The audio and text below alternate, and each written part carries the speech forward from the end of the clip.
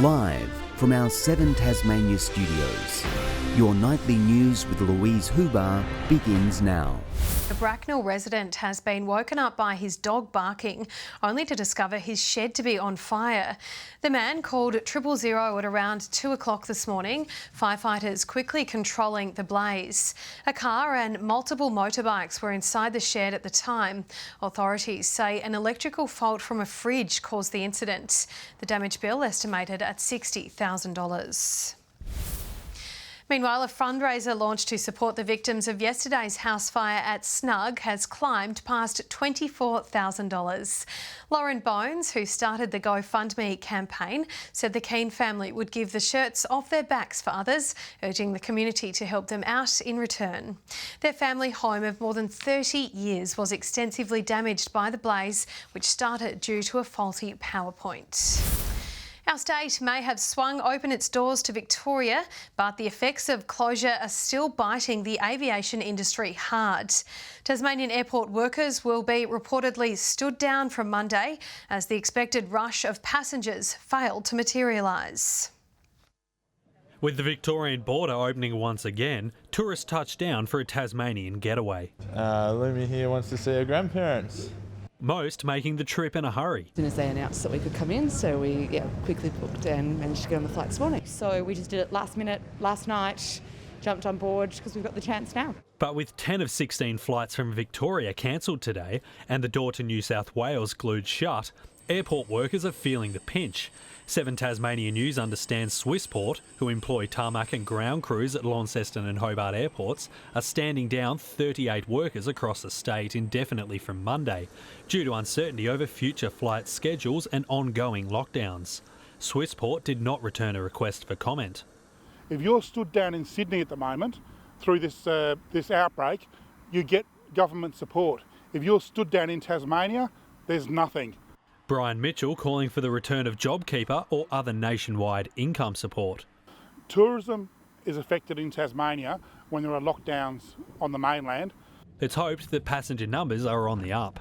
Our experience with past lockdowns suggests that passengers will return to the air fairly quickly. However, due to this last lockdown in Melbourne being the 5th lockdown, it's unknown at this stage. The wider tourism industry awaiting their return. It's been a really difficult time over the last few weeks. The tourism industry in general was going really well up until the border closures. Until borders open and the industry can stretch its wings again, many workers could be left feeling grounded. Josh Duggan, 7 Tasmania News. A recruitment drive for the Tasmania Prison Service begins tomorrow as the organisation searches for 18 new guards. The Corrections Minister says more guards will help solve understaffing, which has been found to contribute to the high number of lockdowns.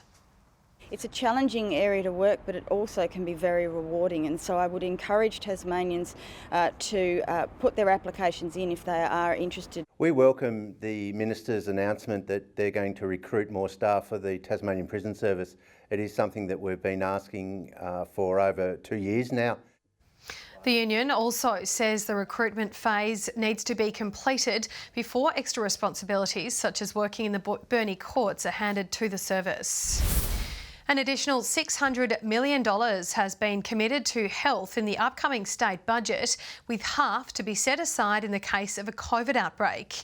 It comes as the Premier reveals the state's finances are in better shape than expected following the pandemic. The state budget looming, Premier Peter Gutwein today updating Tasmanians on what they can expect. It will be a budget that will continue to invest. An additional $600 million in funding for health over the next 4 years, half of which will be set aside in case of a COVID emergency. That money is available should we need to respond principally to the circumstances of COVID, should there be an outbreak, or importantly to assist us to rebuild. But it's unclear whether the rest will stretch far enough. The reality is this is not enough to fix the health crisis that we have here in Tasmania, so the government needs to do more and can do more so that Tasmanians can get the health care that they need. The extra funding means the budget won't return to surplus until at least 2023, but it's been revealed the state's finances are in better shape than expected. The rebound from COVID, from the initial shutdown in the first half of last year, has been much stronger than anybody anticipated. Net debt down from the previous forecast of $1.8 billion to an estimated $459 million, with a predicted deficit of $411 million, an improvement of $700 million. When the government has budgeted for Armageddon and we get a terrible result, they pat themselves on the back. It is clear that the only thing that saved the government this time round is an extra $400 million in GST. Part of the improvement is because of an underspend on infrastructure projects, only an estimated $642 million expected to be spent, compared to the original forecast of more than $1 billion. We'd like to spend every dollar that is in the budget, but what we've seen occur, and it's pleasing that we have seen it occur, is that private investment hasn't collapsed as it was thought that it would. The budget will be handed down at the end of next month. Next site, 7 Tasmania News. In a major coup, Collingwood will make its first trip to Tasmania for premiership points next weekend. The game between the Pies and Hawks is moving to Utah's stadium from the MCG following a ban on crowds in Victoria. Premier Peter Gutwein announced the change to the fixture at today's press conference ahead of the AFL. Collingwood last played in Tasmania in a pre-season fixture in 2015. McCain and the Manufacturing Union have spent the evening locked in a Fair Work Commission hearing after the company indefinitely closed the gates to its Smithton plant last night. The union has challenged the lockout, claiming it was illegal because it took place before any industrial action by employees. Decision on the matter by the Commission has now been reserved for Sunday. McCain denies it's done anything wrong. New data has revealed the state of Tasmania's health system, with more than 11,000 people on the state's elective surgery waiting list. That figure has dropped by a little over 200 since May, but only 48% are being admitted within the clinically recommended time, while only half of people are being seen within 4 hours of presenting at emergency departments. If you've been hanging out to score a cheap holiday, you could be in luck. Tasmanians will be able to register their interest in the latest round of travel vouchers worth up to $300 from next Thursday. Meanwhile, the state's performers are hoping a stimulus package will help get the arts sector back on its feet. With a pencil in one hand and a drink in the other, the Dram and Draw event is promising to be a neat way to celebrate Tasmanian Whisky Week. Being able to have a drink means all those artists who are too scared to draw something because they're going to be judged or it's not going to be perfect, with a little whiskey in them, they might not care so much. It's hoped events like this will bring more interstate visitors to the Apple Isle, while the latest round of tourism vouchers aims to entice more Tasmanians to splash their cash at home. The vouchers will be worth $300 each, and that's there'll be a breakdown of $200 towards accommodation and $100 towards tourism experiences or rental car hire.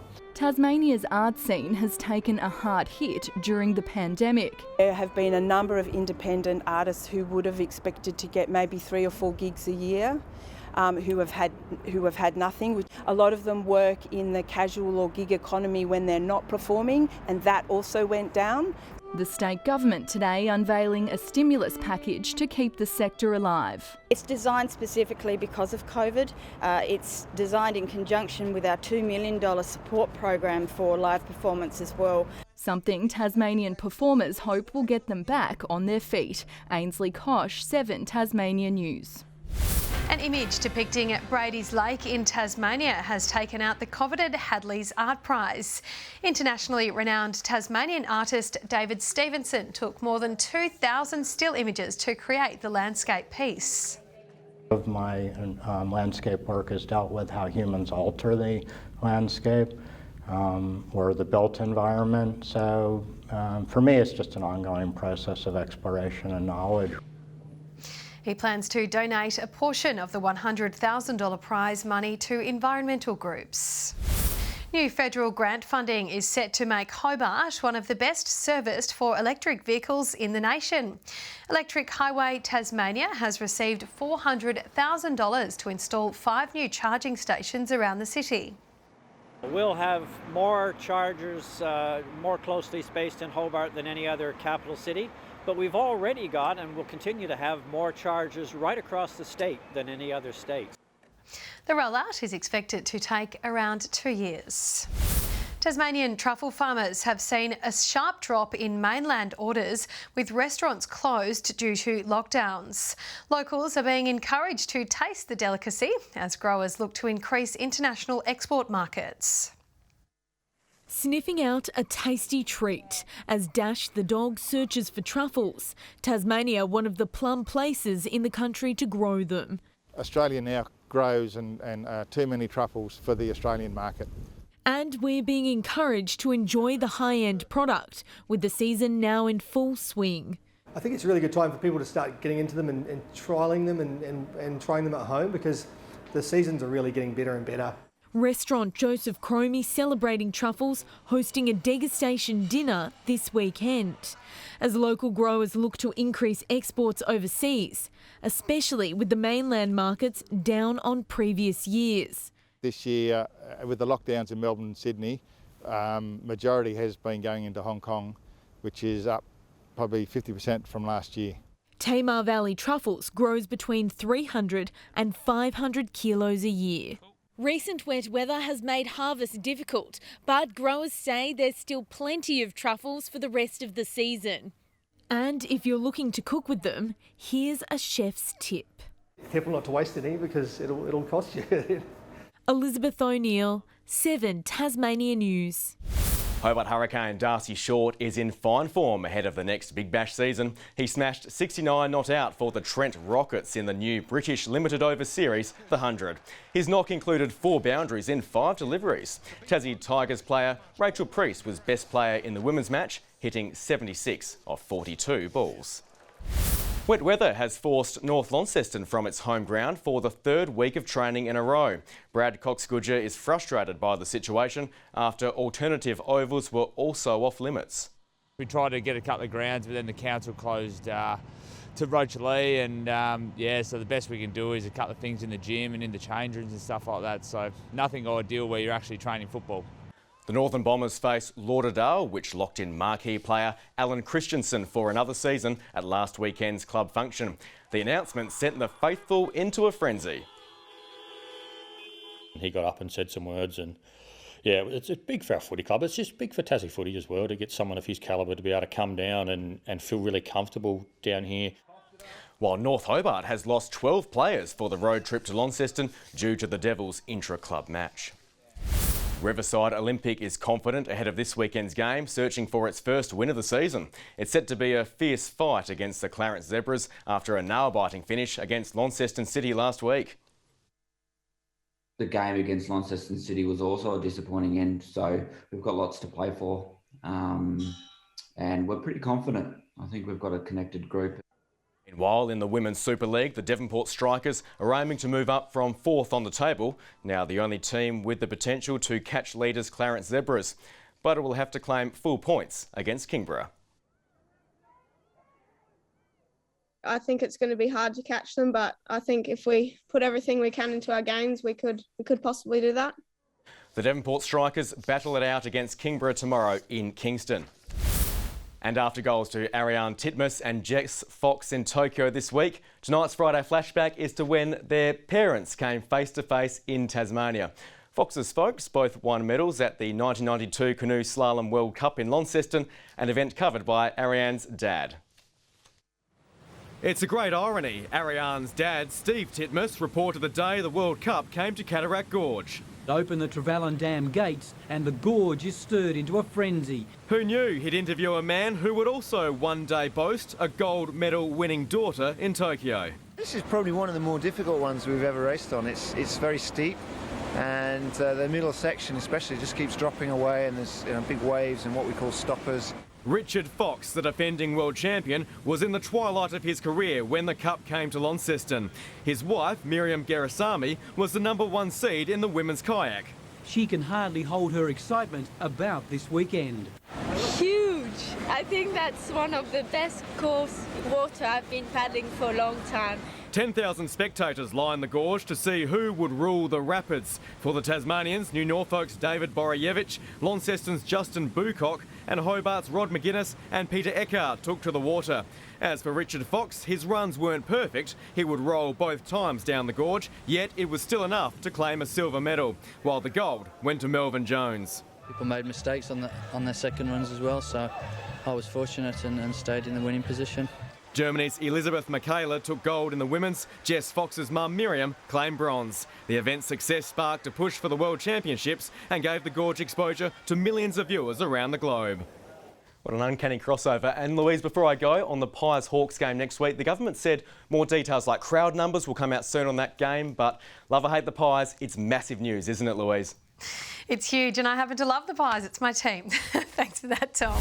Good evening. Temperatures sat above average again today. Hobart, Campania, Grove, Bushy Park and Friendly Beaches all dead heated for the top on 16 degrees. Launceston, Burnie and Devonport 13. St Helens and the Bass Strait Islands all 15. Smithton 14. Low Head and Strawn 13 degrees. Patchy low to middle level cloud over all the state except the far northeast. More low cloud is over the southwest of WA with a large frontal band extending from the coast along the Bight to our region and to a low further south. Tomorrow a high sits off the South Queensland coast. The cold front the main feature for us ahead of the next high. The winds northerly at 20 to 30 knots, tending northwesterly during the day. Winds reaching 35 knots over the west as well later. Swells there to 5 metres. We have a gale warning in the southwest from Southeast Cape to Sandy Cape.